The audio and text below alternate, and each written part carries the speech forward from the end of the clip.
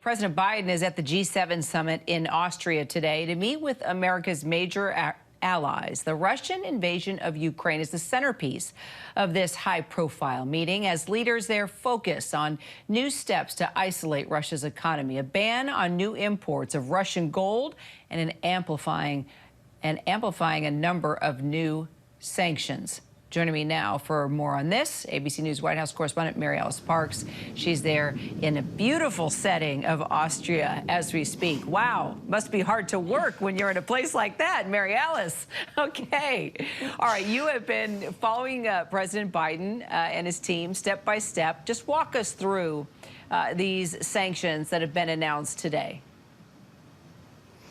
Yeah, they've been working to keep this group unified, and it is interesting that not all of the G7 leaders signed on to this new ban. But yesterday, the U.S., the UK, Japan, and Canada agreed to this ban of imported Russian gold. Probably the most interesting one there is actually the UK. London is sort of a hot spot for a lot of gold trading, especially from Russia, and so they feel like this will make a big difference. But it was interesting that Germany and some of the European partners here at the G7 did not yet sign on to that ban. The U.S. is still hopeful that they will join them, but there's some signs of some cracks in this coalition. They had wanted to be able to present a consistently united front back to Putin, back to the Russian government. Probably the other most interesting announcement came today. The U.S. is close to finalizing a contract to provide medium and long-range air defense missile systems to Ukraine. This is the kind of serious weaponry that Zelensky has continued to ask for.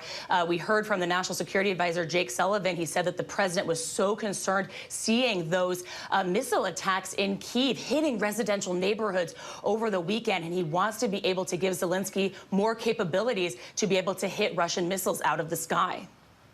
So Ukrainian President Vladimir Zelensky speaking virtually to President Biden and other G7 leaders, offering this hopeful timeline of when he wants this conflict to end. So what specifically did he ask for, and how has the G7, how have the leaders there responded?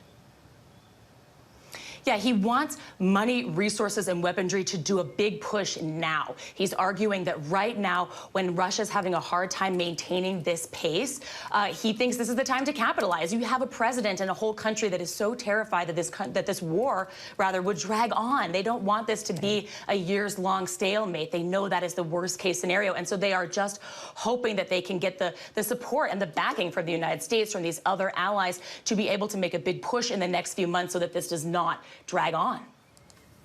All right, and finally, it's not just Ukraine that's being discussed, right, at these high-level meetings.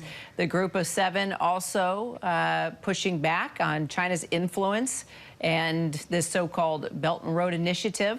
Break it down for us. Yeah, this was interesting and a big part of the president's remarks yesterday.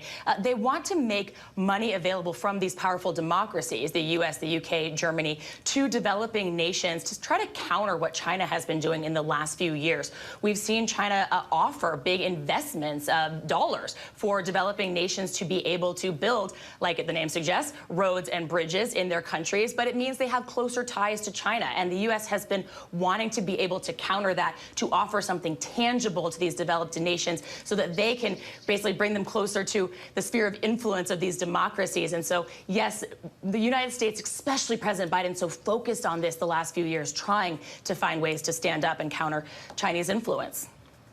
All right, Mary Alice Parks, live from Austria. We will continue to discuss everything that happens there at the G7. Thanks so much. Hi, everyone. George Stephanopoulos here. Thanks for checking out the ABC News YouTube channel. If you'd like to get more videos, show highlights, and watch live event coverage, click on the right over here to subscribe to our channel. And don't forget to download the ABC News app for breaking news alerts. Thanks for watching.